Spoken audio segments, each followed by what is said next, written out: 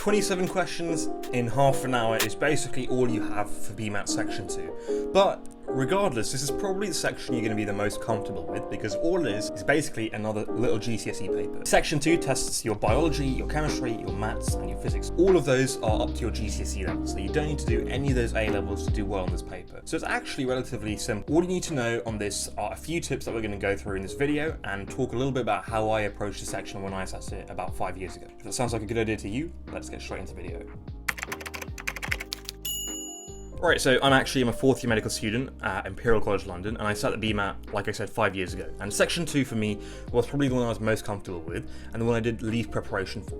Now, I regret that a little bit because I think with a little bit more preparation, and not revision, but more practice, I could have done slightly better on it. But it was because I knew that section more comfortably, I had just done my GCSEs, and for all of you, you probably know most of it already. So let's talk a little bit about it. So the way you prepare for section 2 is you do it in 3 stages. Now, I always start off with learning the content first. So the section 2 has a guide usefully on the BMAT website, so you can access their guide and specification.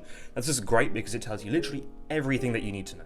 Now, despite the fact you've already done GCSEs and hopefully did really well on them, getting an A star, A whatever, 9, 8, 7, you still want to look at the specification, because if you did OCR, there are going to be a few bits on there that you didn't learn because every exam board is different. Now, that applies to whether you did OCR or EdXL or WJEC, whatever board that you did, please make sure you look at that specification, because like me, there are going to be some bits in that spec that you probably didn't know that much about. So go ahead, have a look on the specification. If you're a little bit nervous on one topic, go do a little bit of work on it, just GCSE level. So some resources are things like the CGP textbooks. You can bring them out. Again, they are actually quite good for the BMAT because they go into every bit of detail that you need to know. Things like Revision Science and Revision Maths, that's a really good website that you can use. And also Cognito. Cognito is a new website that I haven't heard about, but it's quite good. We use a version of Cognito for university, so it's really good. I recommend it highly. It's got fantastic videos on there. Go and check it out, and it's great for BMAT because it goes to GCSE level, and also for some free videos, things like GCSE Science, BBC Bite Size, all of those things are pretty easy. So go and do some basic work on it. Don't spend too long on it. Just, a very quick skim of the topic. It should really be refreshing yourself. And if it's something that you didn't learn in your GCSE because of your exam board, then go and spend some time on it. So that's all you need to know. Then what you want to do is you want to apply yourself. So don't do past papers yet. Focus on doing flashcards, doing some basic revision and recall. So things like mind maps, just making sure that you've retained the information enough so you can apply it in question. Now, this part of the process shouldn't take you too long. If you've got flashcards, use them, or use some ones that you can find online anywhere really. Do some quizzes. BBC Bite Size again is really good for this. Cognito have flashcards that you can use for this, which are really great. So go and do some flashcards.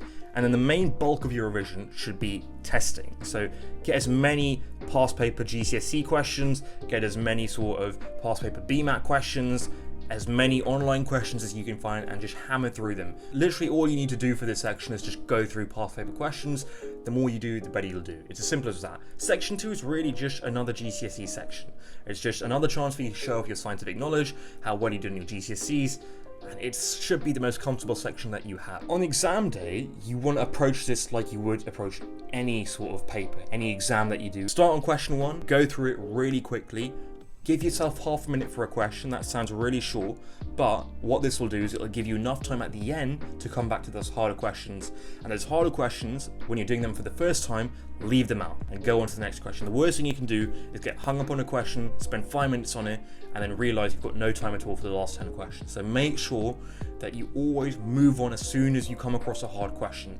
Never ever get hung up over one question because it's really difficult. Now that's really all you need to do for this section. Keep things going really quickly, go instinctive, go with your first gut instinct for a question, and just trust yourself in this section, because all it is testing your GCSE knowledge that you really should be quite comfortable with by now. So in all honesty, this isn't too difficult of a section. You just need to be quick with the timing, flagging or leaving any questions that are hard. And in preparation, just go through the specification. Make sure you know every bullet point there, you're comfortable with it, you know exactly what could come up in the exam, and honestly, you'll be fine. If you've got any other questions specifically about the BMAT, any section, let me know in the comments down below. You can contact me on my Instagram and have a look at my other BMAT videos that I will have not uploaded recently. I'm not sure, but I will be putting them up soon anyway. So yeah, hopefully that made sense. Hopefully you know, you sort of enjoyed that video a little bit more and you got a little bit out of it. Thanks for listening, and I'll see you all in the next video.